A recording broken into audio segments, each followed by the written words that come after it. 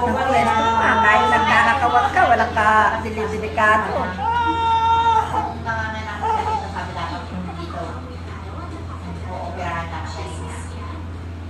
Bukol niya.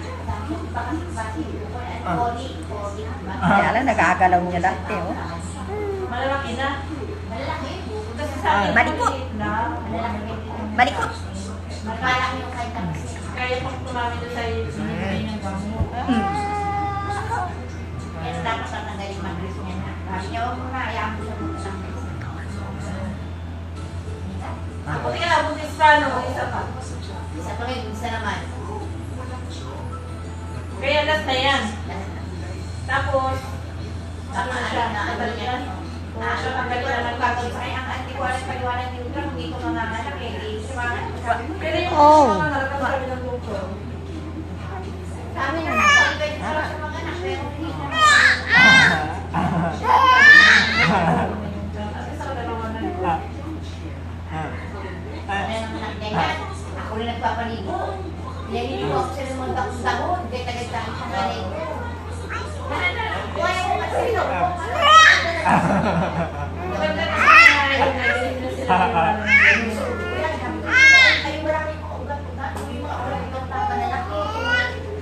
Sinisigura, di sila sinisigura. Inaarap ko ng mainit. Oo, masyado.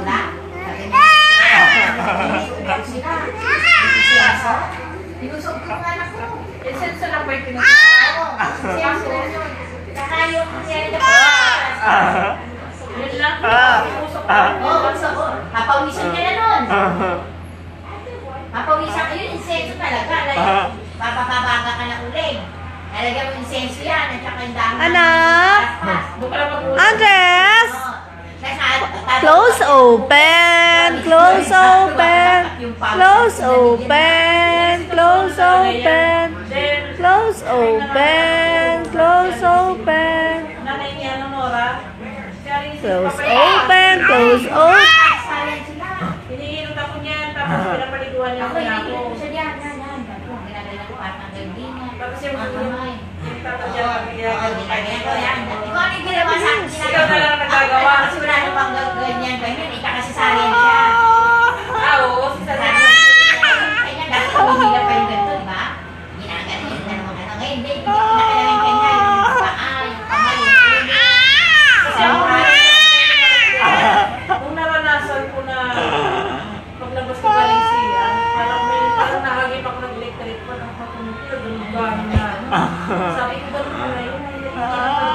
Sabi ko na may electric fan. Ay, labi ni mga araw kita sa akin. Yung mga wala ko, hindi ko maliligo na labi ni mga araw. Maternity days eh. Labi ni mga araw, ginaligo na. Kinuko ako sa pangalay ko lang, pero yung pangalawa hindi ko na yun. One week lang. Hindi, at bumili niyo sa manugang ko ng pitong sa Quiaco, at saka bumili niyo ako mga kinuha sa pato, harap yan. Bayabas, nilaga ko sa isang ganyan. Naligo. O, kasi namuhan, hindi siya naligo. Mainit naman na may tsaa. Yun na lang ako nito na lang. Baliktad ng tsaa. Sumunod doon, malamig na tubig. Yung may o, sabi ko, sige, puta ka na, bumalak ka sa puso. Wala noon na, ano na nakatulog. Sabi ko ganun pala yun. Talagang magaganon ka ng gusto. Sinusumpitan ka na ng mga Pala yung sinasabi nila.